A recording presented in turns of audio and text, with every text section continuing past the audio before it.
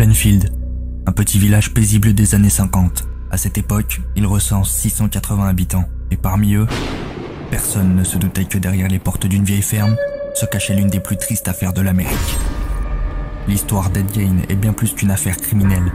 C'est une plongée dans l'horreur pure et un miroir des fantasmes les plus sombres de l'esprit humain. Comment et pourquoi en est-il arrivé là?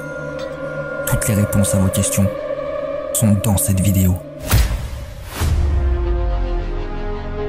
Comme à chaque fois et encore plus sur les vidéos faits divers, il nous faut comprendre le début. En l'occurrence, l'enfance d'Ed Gein. Edward Theodore Gein, de son nom complet, est né le 27 août 1906 à La Crosse, dans le Wisconsin.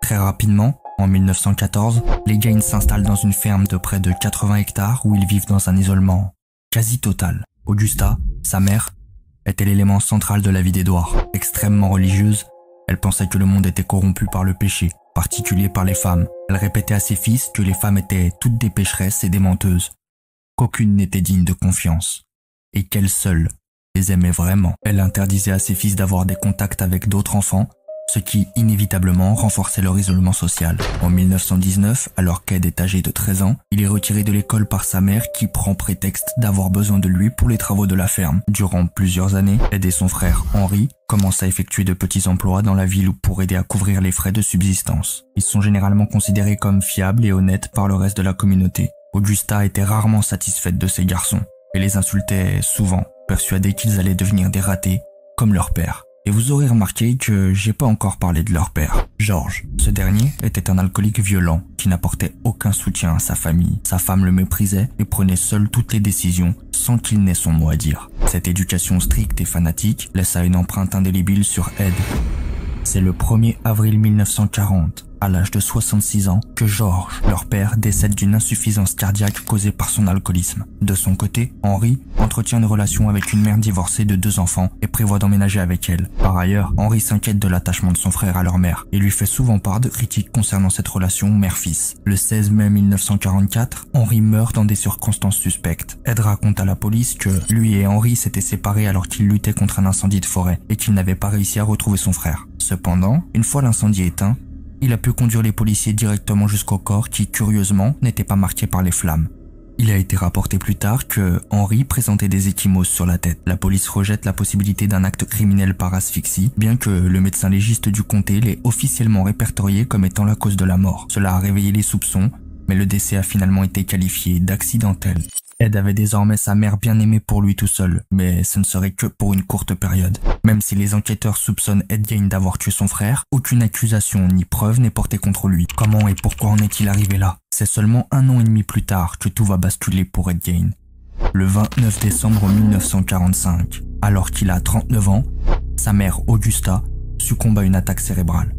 Pour lui, cet événement constitue une catastrophe. Il se retrouve livré à lui-même pour la première fois de sa vie et refuse d'accepter le décès de sa mère. Et c'est ainsi que commence la naissance d'un monstre. La famille, je prends 3 secondes de votre temps sur cette vidéo juste pour vous dire que sur la chaîne, on a 93,9% des téléspectateurs qui sont non abonnés face à 6,1% d'abonnés. Donc n'hésitez pas à prendre 3 secondes, vous abonner à la chaîne, activer la cloche pour les futures vidéos et laisser un petit commentaire en donnant votre avis sur cette vidéo. Comment Ed Gein a développé cette obsession macabre pour la mort? Malgré la déscolarisation d'Ed à l'âge de 13 ans, il a toujours été bon en lecture. Ce dernier va donc s'intéresser aux livres sur l'anatomie humaine, les récits de cannibalisme et les pratiques occultes. Pendant 12 longues années, il va passer son temps à lire des magazines d'horreur et de pornographie, ce qui l'inspirait dans le développement de ses fantasmes malsains. Gein pensait constamment au sexe et à la mort. Il devint complètement obsédé par ce que sa mère l'avait empêché d'approcher, les femmes. Il était tellement fasciné par ces histoires qu'il les racontait souvent aux enfants qu'il gardait. Il refusait catégoriquement la mort de sa mère et tente tout pour la faire revivre. Il va commencer par des incantations devant sa tombe, avant de rapidement passer à profaner des cimetières la nuit pour exhumer des cadavres, principalement des femmes d'âge mûr qui lui rappelaient sa mère. Il aimait aussi lire les journaux locaux, particulièrement la nécrologie. Grâce à cette rubrique, il apprenait les morts récentes de femmes du voisinage. Bien qu'il jura par la suite ne jamais avoir eu de rapport sexuel avec aucun des corps qu'il avait exhumés, je cite, « Elles sentaient trop mauvais ». Il prit un plaisir malsain à les dépecer, à tanner leur peau et à la porter comme un vêtement. Il voulait savoir ce que cela faisait d'avoir une poitrine et un vagin et rêvait souvent d'être une femme. Il se servait de leur peau et de leurs os pour confectionner des meubles et un tas d'autres objets morbides. Ces actes étaient pour lui une manière de ramener sa mère à la vie, symboliquement. Mais Ed Gein va-t-il se trahir tout seul auprès des habitants? Un jour, un jeune garçon que Ed gardait parfois vint visiter sa ferme. Il expliqua plus tard qu'Ed Gein lui avait montré des masques de peau humaine qu'il gardait dans sa chambre. Ed lui affirmait que ces têtes réduites venaient des mers de Sud, des reliques de chasseurs de têtes. Lorsque le jeune garçon raconta son expérience, il ne fut pas pris au sérieux. Mais 2 semaines plus tard, 2 autres garçons qui rendirent visite à Ed Gein virent eux aussi les têtes réduites de femmes, pensant qu'il s'agissait seulement de masques d'Halloween. Des rumeurs circulaient et tout le village commérait sur les étranges objets que Gein possédait. Les gens plaisantaient souvent avec Ed au sujet des masques de peau et Gein souriait ou répondait qu'ils étaient effectivement dans sa chambre. Mais tout le monde pensait qu'il plaisantait ou se vantait. Si à partir de 1947 la police pédale dans la semoule suite à plusieurs disparitions inexpliquées aux alentours de Plainfield, personne ne pensait que Gein pouvait en être l'auteur. Le 8 décembre 1954, Mary Hogan, gérante d'une taverne, disparaît mystérieusement. Les enquêteurs suspectent un meurtre lorsqu'ils découvrent du sang sur le sol qui formait une traînée jusqu'au parking. Ils trouvent également une cartouche de fusil vide sur le sol, rien n'a été volé et la caisse est pleine. La police, n'ayant pas de corps et peu d'indices, reste donc au point mort sur l'enquête. Toutefois, l'un des voisins de Gein discuta de cette disparition avec lui quelques semaines plus tard. Gein se rendait souvent à la Hogan's Tavern et il avait l'air d'apprécier Mary Hogan. Il le taquina en affirmant que s'il avait courtisé avec plus d'attention, elle serait avec lui plutôt que nulle part. Et après quelques secondes de réflexion, Gein répondit timidement « Elle n'a pas disparu. Elle est à la ferme. » Et les Mohawks pensaient qu'il plaisantait. Presque 3 ans plus tard, le 16 novembre 1957, jour de l'ouverture de chasse, Bernice Worden, âgée de 58 ans et propriétaire d'un magasin à Plainfield, disparaît dans les mêmes circonstances que Mary Hogan. Mais cette fois, la caisse a disparu. De nombreux habitants étaient partis chasser, ce qui laissa la ville déserte avec très peu de témoins. Mais le fils de Bernice Worden, un adjoint du shérif, avait vu Gein parler avec sa mère la veille pour lui demander de sortir avec lui. Elle avait refusé. De plus, un homme qui faisait le plein de sa voiture juste en face l'avait aperçu traînant autour du magasin à l'heure de la disparition de sa propriétaire. Puis, sur le comptoir, les policiers trouvèrent une facture pour de l'antigel au nom d'Edward Gein.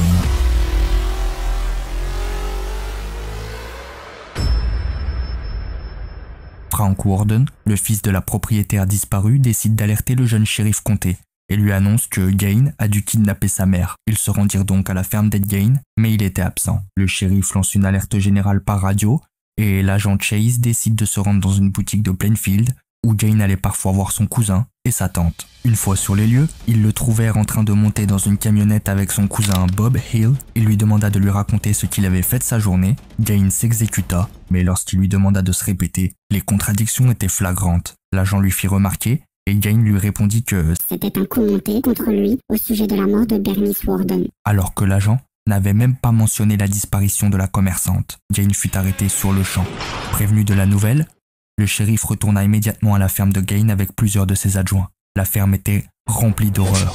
Des crânes humains sur des lits, des masques fabriqués à partir de visages humains, des ceintures faites avec des tétons et une combinaison complète que Gein portait pour imiter sa mère présentant des jambières ainsi que de véritables seins et un sexe féminin.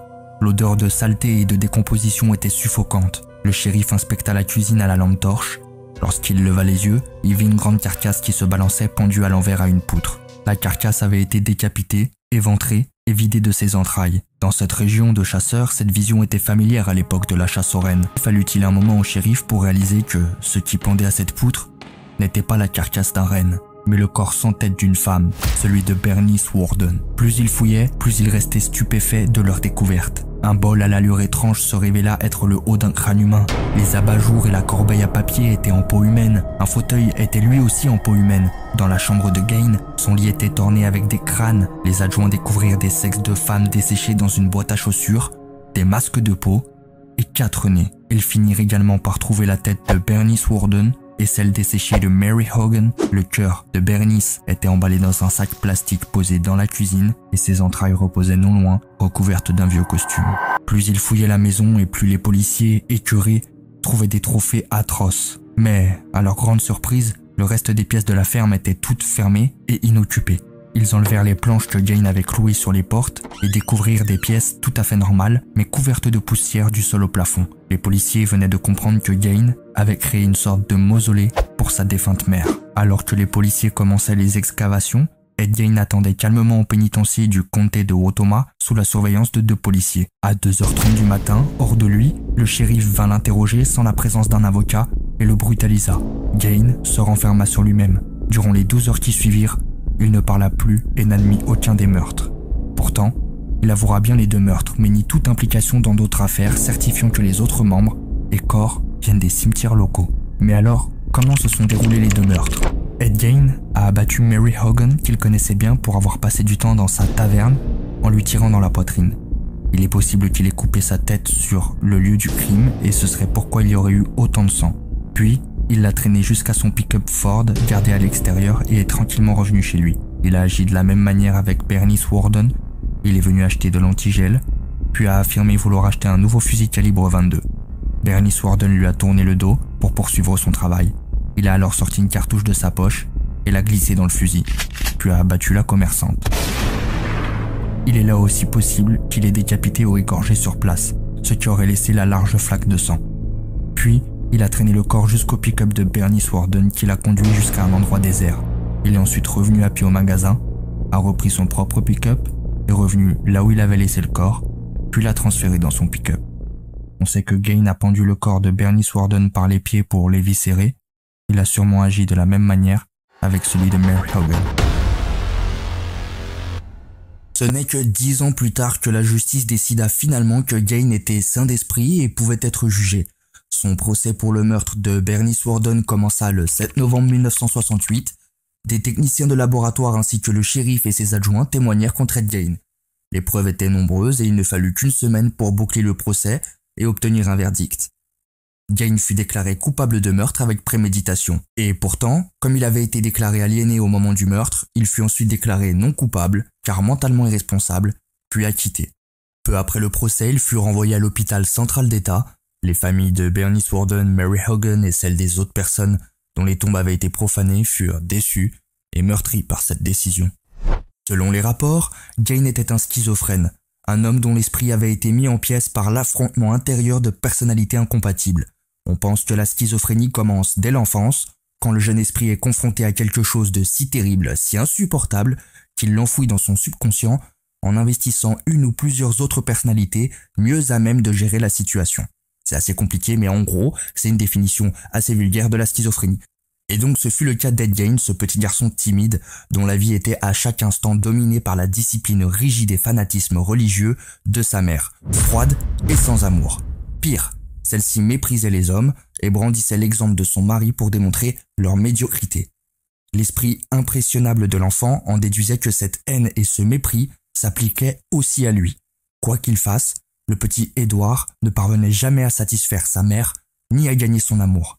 L'esprit de l'enfance créait donc une nouvelle personnalité, lui permettant d'adopter une position d'un rôle dans cette situation. Édouard numéro 2 ne pouvait pas être aimé de sa mère, ni d'aucune autre femme, parce qu'il en était indigne. Son rôle était d'adorer celle qui tolérait son indignité, sa mère. Gein cherchait donc des femmes qui ressemblaient à sa mère. Une sexualité normale étant hors de question, Gein eut recours à des pratiques fétichistes et nécrophiles comme exutoire au désir physique qu'il ressentait. Malheureusement, la vision de femmes vivantes, en l'occurrence Mary Hogan et Bernice Worden, commença aussi à éveiller un désir en lui, et ce faisant, la personnalité numéro 1 commença à prendre le contrôle. Plus il approchait de Mary Hogan et de Bernice Worden, plus il se sentait en colère. Ces femmes étaient malfaisantes, se disait-il, parce qu'une partie de lui cherchait à les aimer, alors que l'autre ne pouvait s'y résoudre. J'espère que vous en aurez appris un petit peu plus sur cette affaire. J'aurais pu ajouter d'autant plus de détails, mais il existe des documentaires approfondis sur Edward Gein qui le font bien mieux que moi. Malheureusement, cette tragédie restera à jamais dans nos mémoires, et je vais mettre un point d'honneur à saluer toutes les familles des victimes qui ont connu un véritable cauchemar. Aujourd'hui, Plainfield est à jamais marqué par cette folie meurtrière. En 2020, Plainfield comptait une population de 496 habitants. Most of them taken from reading about these magazines and everything, taking the way from like headhunters.